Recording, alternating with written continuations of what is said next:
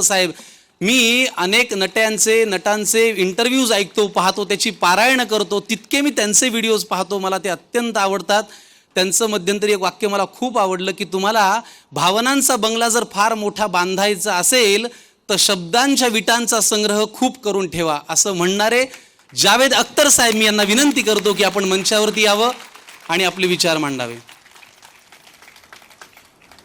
मंच पे बैठे बुद्धिजीवियों, आदरणीय देवियों, सज्जनों, मैं इस मंच पे बैठा बहुत देर से सोच रहा था कि मैं यहाँ क्यों बैठा हूँ.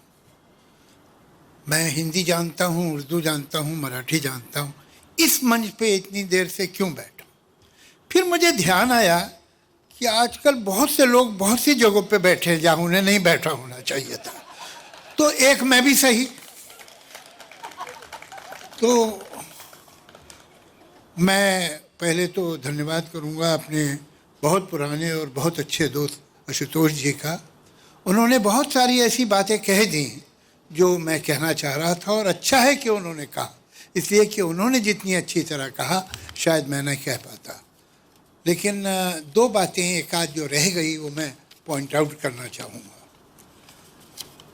मुझे बड़ी हैरत होती है जब एक आम महाराष्ट्रियन नहीं जानता कि उसका धरोहर क्या है.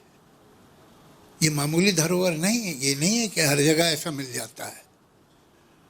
आप देखिए मुक्ताबाई, जनाबाई, बहनाबाई जिनका जिक्र किया है इन्होंने, ये उस वक्त एक माननीय, आदरणीय, एक सुपरस्टार पोएटेस थी कि जब यूरोप में कोई औरत अगर लिखती थी तो उसे एक मर्द का नाम देना पड़ता था.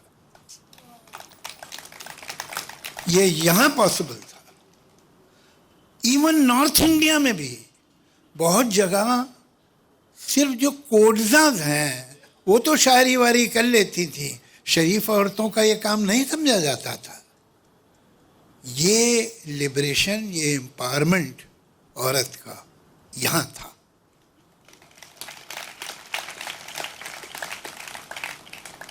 जहाँ तक संत ज्ञानेश्वर हों, संत तुकाराम हों, संत एकनाथ हों, पता नहीं आप लोग उन्हें कितना याद करते हैं. मुझे ये हैरत होती है कि चाहे तेलुगु अपना मराठी के अन्नभाऊ साठे हों, पीएल देशपांडे हों, विजय तेंदुलकर हों, अगर नॉवलिस्ट आप बोलिए तो नासी फड़के हो, खांडेकर हों, दलित पोइट्स हों तो दिया पवार, फिर एक फीमेल पोइट है, वेरी इंपॉर्टेंट पोइट, प्रज्ञा पवार. दिया पवार तो उनके फादर थे. नामदेव ढसाल, नाम आप गिनते जाइए. पीके अत्रे, पीके अत्रे का एक पता नहीं कितने लोगों को मालूम है कि उन्होंने एक दैनिक मराठा एक पेपर निकाला था और उन्होंने किसी से पैसा नहीं लिया. उन्होंने कहा हर महाराष्ट्रियन मुझे सिर्फ 1 रुपया देगा, मैं 2 रुपये नहीं लूँगा. और 1-1 रुपया लोगों से लेके उस पेपर को चलाया. ये 2 जगह मुझे मालूम है हिंदुस्तान में, एक बंगाल और एक महाराष्ट्र, जहाँ कम से कम आज से 25-30 साल पहले तक तो गरीब से गरीब आदमी और एक जो मध्यम वर्ग का परिवार होता था उसके बजट में पुस्तक का हिस्सा होता था कि ये मैगजीन लेने हैं, ये किताबें इतनी तो ख़रीदनी है इस महीने. मुझे मालूम नहीं अब बजट चेंज हो गया है कि वही है. मगर इसको सेलिब्रेट क्यों नहीं करते आप लोग. मैं तो इस शहर में चारों तरफ घूमता हूँ, मैंने तो इन बड़े बड़े राइटर्स के, बड़े बड़े पोइट्स के कोई स्कल्पचर कहीं देखे नहीं हैं. बड़े चौराहे इनके नाम पे देखे नहीं हैं. क्यों? ये एक ऐसा सीक्रेट क्यों है जिसे ढूंढना पड़ता है. इस पे तो आपको गौरव होना चाहिए. मगर कोई वजह है कि कुछ इस मामले में आप बहुत अंडर प्ले करते हैं. ये बात ठीक नहीं है. हम तो होना ये चाहिए कि अगर आदमी मुंबई के एक कोने से दूसरे कोने जा रहा है तो हर चौहे पे बड़े कलाकार का, भले बड़े संगीतकार हो, हमारे संगीत में महाराष्ट्र का क्या कंट्रीब्यूशन, स्पोर्ट्स में महाराष्ट्र का क्या कंट्रीब्यूशन है, साहित्य में महाराष्ट्र का क्या कंट्रीब्यूशन, और देश में आने वाले नए विचार। गेट वे ऑफ इंडिया सिर्फ वहाँ नहीं है ताज में के सामने, ये मुंबई जो है, ये महाराष्ट्र जो है, ये गेट वे ऑफ इंडिया है। पूरा दलित मूवमेंट कहाँ से शुरू हुआ? यहाँ से हुआ। जो नए विचार आए, दुनिया, हिंदुस्तान की पहली लेडी डॉक्टर एक महाराष्ट्रियन थी। कहीं है उसका स्कल्पचर, स्टैचू उसके नाम का, लोग जानते हैं उसके बारे में। आपके घर में खजाना गड़ा हुआ है और आप उसे बाहर नहीं निकाल रहे, पता नहीं क्यों। खैर चलिए, तो अब काफ़ी मैंने आपको क्रिटिसाइज कर लिया, अब कुछ दूसरी बातें करूं। ये क्या है? क्या पहले हमें सब भाषा और साहित्य, इनकी आज की दुनिया में इनकी क्या महत्वता क्या है, क्यों ज़रूरी है? जब जैसा कि राज जी ने कहा कि मैंने हमेशा ये कहा है कि लोगों को अपनी मातृभाषा आनी चाहिए। क्यों आनी चाहिए? ऐसी क्या बात है भाई? अब ऐसी अगर मैं भाषाएं आ गई, एक महाराष्ट्रियन फ्लुएंट हिंदी बोलने लगा और फ्लुएंट अंग्रेजी बोलने चलो, हो गया काम। तो फिर ये भाषा, मातृभाषा जो है, उसके आने की क्या ज़रूरत है और बहुत ज़्यादा है। एक बात याद रखिएगा कि पेड़ जितना ऊपर जाए और जितनी उसकी डालियां और शाखें, ब्रांचेस दूर तक फैलें, उतनी ही जड़ें गहरी होनी चाहिए, वरना पेड़ गिर जाएगा। भाषा सिर्फ मैंने कहा और आपने समझा, आपने कहा और मैंने समझा नहीं है, ये इससे बहुत ज़्यादा है। भाषा आपकी पहचान है।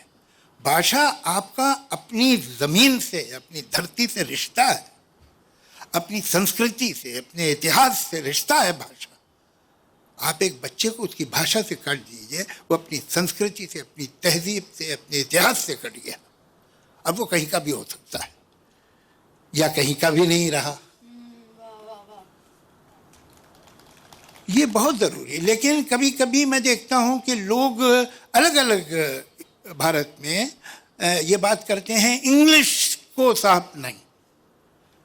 हमको, हमारे बच्चों को मल्टीलिंगुअल होना चाहिए, हमारे बच्चे को इंग्लिश आनी ही चाहिए, but not at the cost of his mother tongue. इसलिए कि वो दिन गए जब इंग्लिश अंग्रेज़ों की ज़बान थी, वो अब उनकी ज़बान नहीं है, वो अब दुनिया की ज़बान है। वो हर जगह समझी जाती है। और अगर आपको दुनिया से डील करना है, दुनिया से कुछ रखना है, रख रखाव, तो आपको इंग्लिश आनी चाहिए, इसमें तो कोई शक ही नहीं। लेकिन उसके साथ आपकी अपनी पहचान, आपकी अपनी जड़ें बहुत ज़रूरी हैं, और वो आपको आपकी भाषा ही देगी। चलिए, आपने भाषा सीख ली, तो अब ये क्या ज़रूरी है कि भाई साहित्य भी पढ़ा जाए। साहित्य में क्या बात? साहित्य में एक बड़ी अजीब बात है, वो किसी भी भाषा का हो, जो अच्छा साहित्य है वो दो बातें बताता है जो दोनों एक दूसरे के खिलाफ है। एक बात ये बताता है कि दुनिया में कैसे कैसे अजीब लोग हैं, कैसे कैसे संस्कार हैं, कैसे कैसे जीने के ढंग हैं, कैसे कैसे रवाज हैं, रीतें हैं, कितने अलग हैं। और उसी समय एक और बात भी बताता है कि दुनिया के सारे लोग कितने एक जैसे। आपकी जो सरगम है भावनाओं की, वही सात सुर है। वो किसी भाषा में बचे, किसी दुनिया के किसी कोने में बजे, सुर साथ है। यही जिंदगी है। हम में एम्पैथी पैदा होती है, हम में अंडरस्टैंडिंग पैदा होती है उन लोगों से जिनके शायद हम देश कभी नहीं गए, या वो अगर हमारे ही देश में है तो हम उनके घर के अंदर कभी नहीं गए। जो हिस्टोरियन है वो तो इतिहास लिखता है बादशाहों के, हुकूमतों के, राजाओं के, जंगों के। ये तो साहित्यकार है जो इतिहास आम आदमी का लिखता है। जब वो आपको एक घर की कहानी सुनाता है, ये कौन बताएगा? ये हिस्टोरियन थोड़ी बताएगा, साहित्यकार थोड़ी, ये इतिहासकार तो नहीं बताएगा, ये तो वही बताएगा। फिर आपको लगेगा कि हो सकता है इनका वर्ग अलग है, इनका धर्म अलग है, इनकी भाषा अलग है, इनके मुल्क में कुछ और दूसरे रीति रिवाज है, लेकिन इनके दुख सुख तो हमारे ही जैसे हैं। आप में इंसान से मोहब्बत पैदा होगी, आप इंसान को बेहतर समझेंगे। आप हर एक के घर नहीं जा सकते, हर कल्चर को पर्सनली जाके नहीं देख सकते, लेकिन एक अच्छा नॉवल, एक अच्छी शॉर्ट स्टोरी आपको उन लोगों से मोहब्बत करा देगी जिनसे अभी आपकी मुलाकात नहीं हुई। ये है इतिहास। अब इसमें ये तो हुआ प्रोज। पोइट्री का किस्सा ये है कि पोइट्री, कमाल की बात यह है कि भाषाएं दुनिया में इसलिए बनी थी कि मैं बोलूं और आप समझें और आप बोले और मैं समझूं, लेकिन अक्सर कम्युनिकेशन में जो बाधा है वो भाषा होती है, वो दीवार बन जाती है। और इस दीवार में अगर कोई खिड़कियां हैं तो वो है अनुवाद। भाई हम तो जर्मन नहीं जानते, मैं फ्रेंच नहीं जानता हूँ, मैं स्पेनिश नहीं जानता हूँ, मैं इटालियन नहीं जानता हूँ, मैं रशियन नहीं जानता हूँ, लेकिन इनका मैं अगर साहित्य जानता हूँ तो थैंक्स टू इंग्लिश। अगर मैं बंगाली लिटरेचर का जानता हूँ तो थैंक्स टू उर्दू, इसलिए कि उर्दू में एक समय में सारा क्लासिकल बंगाली लिटरेचर ट्रांसलेट हुआ। ये काम बहुत सीरियसली होना चाहिए हमारी मराठी भाषा के लिए। इसका ट्रांसलेशन मैं आपको बताऊं, मैं तो 19 साल का था तकरीबन जब मैं मुंबई आया। मैं आया था नॉर्थ इंडिया से, यूपी से। हम अपनी दुनिया में खुश होते हैं। एक कूप मंडूक कहलाता है ना, कूप मंडूक वो होता है संस्कृत में जो कुआं में रहता है मेंढक और अपने ही कुएं को पूरी दुनिया समझता है। हम में से अक्सर लोग कूप मंडूक हैं।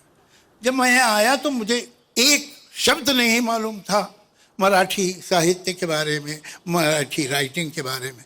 मेरे कुछ मराठी महाराष्ट्रियन दोस्त थे, वो मुझे ले गए, उन्होंने विजय तेंदुलकर का प्ले दिखा दिया मुझे। मैं आपसे यकीन करिए आप कि मैं ज़मीन पे घुटनों के बल बैठ गया। मैंने ऐसा कुछ देखा ही नहीं था, ऐसी राइटिंग मैंने नहीं देखी थी। हमारे साहित्य में ऐसी राइटिंग नहीं है जो विजय तेंदुलकर की है, कि सच को पूरी तरह से इंसान को खोल के सच बाहर निकाल दिया। यदि ये हो तुम, इतनी बेरहमी से सच किसी ने मेरे मुंह पे मारा हो, ये कभी नहीं हुआ था। तो फिर मुझे दिलचस्पी हुई, मैं प्लेस देखता रहा और हमेशा अपने महाराष्ट्रियन दोस्त के साथ जाता था। वो बराबर में बैठ के मुझे बताता रहता था क्या हो रहा है। कुछ कुछ अभी तो हम लोग इतने बरस हो गए, कुछ समझ में भी आता है, ऐसी बात नहीं। यहाँ जो कविता सुनाई गई मेरे ख्याल से काफ़ी हद तक मेरी समझ में ही आ रही थी, लेकिन फिर भी ख़ासतौर से पोइट्री का ट्रांसलेशन का झंझट ऐसा है कि आप एक इत्र की शीशी लें और उसे दूसरी बोतल में कितने भी संभाल के उंडेले, कुछ न कुछ सुगंध को खो जाएगी। ऐसा ही है पोइट्री का ट्रांसलेशन। प्रोज हो जाती है, प्रोज बहुत अच्छी हो जाती है, पोइट्री बड़ा मुश्किल है। लेकिन मैं ऐसा समझता हूँ कि जो लोग हैं जिन्हें मराठी भाषा से प्यार है वो इसे संभाल के तो रखें, लेकिन हमारी देश की अलग अलग भाषाओं में ट्रांसलेशन लोगों को, पूरे हिंदुस्तान को मालूम होना चाहिए पीएल देशपांडे कौन है, विजय तेंदुलकर कौन है। और आज की पोइटर जो है गौरी देशपांडे हैं, सानिया हैं, शांता शेल्के हैं, लोग क्यों नहीं जानते उन्हें? ये तो मेरी किस्मत अच्छी है कि मुझे कुछ ऐसे दोस्त मिल गए जिन्होंने बताया, जिन्होंने सिखाया, जिन्होंने ट्रांसलेट करके मुझे दिया। मगर हिंदुस्तान विजय तेंदुलकर और पीएल देशपांडे को ना जाने तो ये तो हिंदुस्तान के लिए शर्म की बात है। ये जिम्मेदारी हमारी बनती है कि इसको हम ट्रांसलेट करें। मेरी अपने एक दोस्त से बात हुई, मैंने उनसे कहा तुम मुझे सेलेक्ट करके 50 मराठी पोएम्स दो, तुम मेरे साथ बैठना, तुम मुझे बताते रहना, मैं उन्हें पोइट्री में ही ट्रांसलेट करूंगा। मैंने ये काम रविंद्रनाथ टैगोर की कविताओं के साथ किया, उनके गीतों के साथ। एक है अनंत, आप लोग कभी यूट्यूब पे जाके सुनिएगा। उनके जो रविंद्र संगीत है उसको ट्रांसलेट किया है टू द सेम ट्यून, जिस ट्यून में वो ओरिजिनल गाया जाता है उस पर ही ट्रांसलेट किया है। तो ये हमारा मेरे ख्याल से कर्तव्य बनता है। हम जो आ गए बाहर से रहे, मैं तो यहाँ समझिए 55 साल से यहीं रहता हूँ, वहाँ 53-55 साल से, लेकिन मेरी कोई और भाषा है तो मेरा कर्तव्य है, मेरा ये कर्तव्य है एज अ राइटर कि मैं एक पुल बनूं मराठी और दुनिया की दूसरी जबानों के बीच में। इसलिए कि जो कुछ है आज मैं जो भी हूँ वो तो यहीं से, इसी धरती से मिला है, और कहीं जैसे मिलता भी नहीं, यहीं से मिल सकता था। अब यहाँ यह एक कवि सम्मेलन चल रहा है तो अब मेरा फर्ज बनता है कि मैं भी एक कविता आपको सुना दूँ। मैं 2 तरह की कविताएं लिखता हूँ, कुछ लंबी, कुछ बहुत लंबी।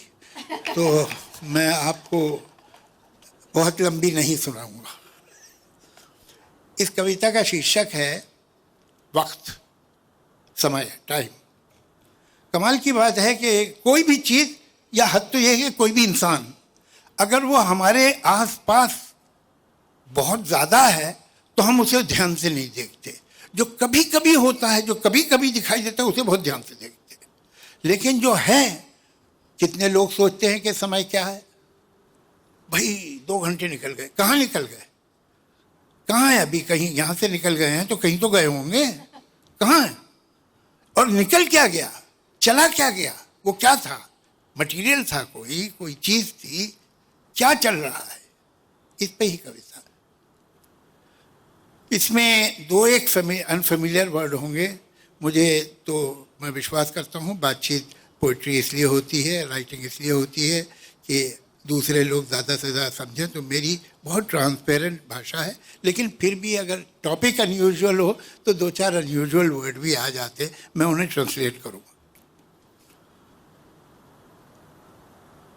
ये वक्त क्या है, ये क्या है आखिर के जो मुसलसल गुजर रहा है। ये जब न गुजरा था तब कहाँ था, कहीं तो होगा। गुजर गया है तो अब कहाँ है, कहीं तो होगा। कहाँ से आया, किधर गया है, ये कब से कब तक का सिलसिला है। ये वक्त क्या है, ये वाक़ये, हादसे, तसादुम, these incidents, these accidents, these conflicts, every pain, every pleasure, every happiness, every sadness, every sorrow, every joy, ये वाक़ये, हादसे, तसादुम, हर एक गम और हर एक मसरत, हर एक अज़ियत, हर एक लज्जत, हर एक तबस्सुम, इस्माइल, हर एक आंसू, हर एक नगमा, हर एक खुशबू, वो जख्म का दर्द हो कि वो लम्स, स्पर्श का जादू, खुद अपनी आवाज़ हो कि माहौल की सदाएं, ये जहन में बनती और बिगड़ती हुई फ़ज़ाएं, ये फिक्र में आए ज़लज़ले हों कि दिल की हलचल, तमाम एहसास, सारे जज्बे, ऑल फीलिंग्स, ऑल इमोशंस, ये जैसे पत्ते बहते पानी की सतह पर जैसे तैरते हैं, अभी यहाँ हैं, अभी वहाँ हैं, और अब है ओझल, दिखाई देता नहीं है, लेकिन ये कुछ तो है जो कि बह रहा है। ये कैसा दरिया है, किन पहाड़ों से आ रहा है, ये किस समंदर को जा रहा है, ये वक्त क्या है। कभी कभी मैं ये सोचता हूं कि चलती गाड़ी से पेड़ देखो तो ऐसा लगता है दूसरी समझ जा रहे हैं। कभी कभी मैं ये सोचता हूं कि चलती गाड़ी से पेड़ देखो तो ऐसा लगता है दूसरी समझ जा रहे हैं, मगर हकीकत में पेड़ अपनी जगह खड़े। तो क्या ये मुमकिन है सारी सदियां कतार अंदर कतार अपनी जगह खड़ी हो, ये वक्त साकित हो और हम ही गुजर रहे हों। इस एक लम्हे में सारे लम्हे, तमाम सदियां छुपी हुई हो, न कोई आइंदा न गुज़िश्ता। जो हो चुका है वो हो रहा है, जो होने वाला है हो रहा है। मैं सोचता हूं कि क्या ये मुमकिन है, सच ये हो कि सफर में हम हैं, गुजरते हम हैं, जिसे समझते हैं हम गुजरता है वो थमा है, गुजरता है या थमा हुआ है, इकाई है या बटा हुआ है मुंजमद या पिघल रहा है, किसे खबर है, किसे पता है ये वक्त क्या है। Thank you.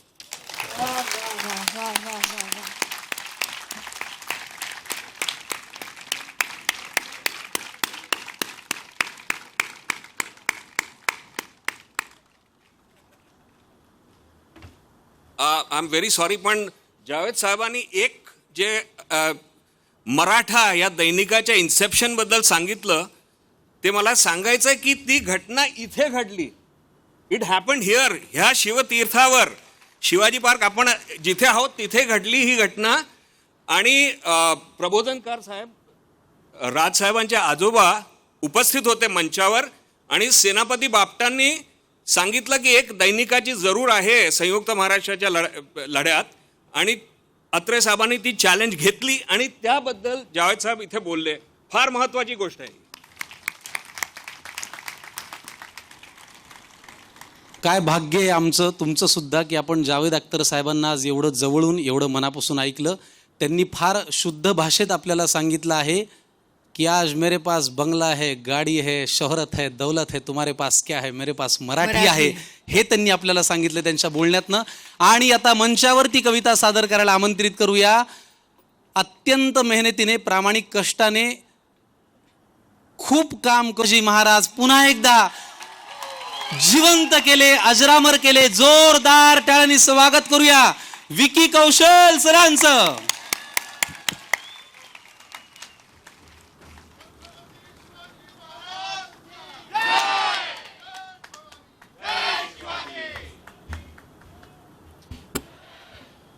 नमस्कार, जय भवानी, जय शिवराय. खरं सांगू तर खूप नर्वस फील करतोय मी. नाही, मी मराठी बोलू शकतो. 10वीपर्यंत शिकली आहे मी मराठी. 10वीमध्ये मराठीमध्ये जास्त मार्क्स आले होते, इंग्लिशमध्ये कमी आले होते. पण इतकी छान नहीं है तो भूल चूक माफ.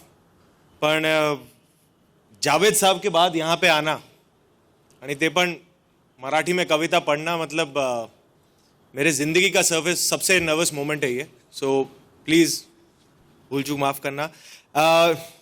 नॉन महाराष्ट्रियन होकर, जिसकी पैदाइश महाराष्ट्र में हुई हो, जिसकी शिक्षा महाराष्ट्र में हुई है, जो काम महाराष्ट्र में करता है, उसका आज इस मंच पर होना शिवाजी पार्क पे मराठी भाषा दिवस पर मेरे लिए बहुत मान की बात है. और खरच खूब धन्यवाद राज ठाकरे सर मुझे ये मान देने के लिए.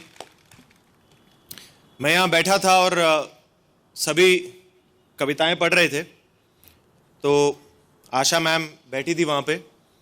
उन्होंने बहुत ही डर के साथ मेरी तरफ देखा और मुझसे पूछा, तुम भी कविता पढ़ोगे? मैंने कहा हाँ. मराठी मध्ये? मैंने कहा हाँ. आशा मैम म्हटले तौबा तौबा. कोशिश करूंगा मैम.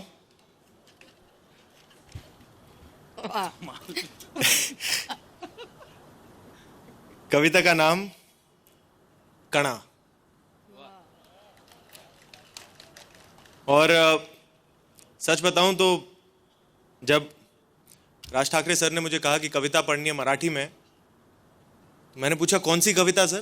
उन्होंने कहा कुसुमाग्रज की कविता है कणा. मैंने कहा सर आई एम सॉरी, पर कणा का मतलब क्या होता है?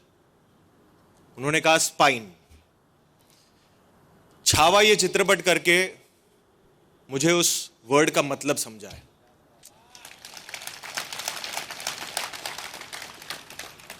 कणा. ओळखलत का सर मला? पावसात आला कोणी, कपडे होते कर्दमलेले, केसावरती पाणी.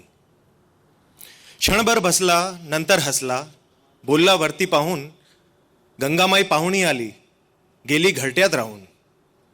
माहेरवाशीण पोरीसारखी 4 भिंतीत नाचली, मोकळ्या हाती जाईल कशी, बायको मात्र वाचली. भिंत खचली, चूळ वेझली, होते नव्हते नेले, प्रसाद म्हणून पापण्यांमध्ये पाणी थोडे ठेवले. कार भाडणीला घेऊन संगे सर आता लढतो आहे. पडकी भिंत बांधतो आहे. चिकलगाल खाडतो आहे. खिशाकडे हात जाताच हसत हसत उठला, पैसे नको सर, जरा एकटपणा वाटलं. मोडून पडला संसार तरी मोडला नाही कणा. पाठीवरती हात ठेवून नुसते लढ म्हणा, नुसते लढ म्हणा. धन्यवाद.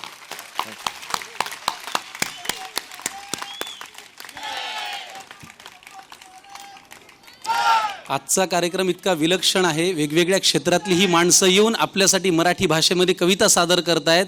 कोणी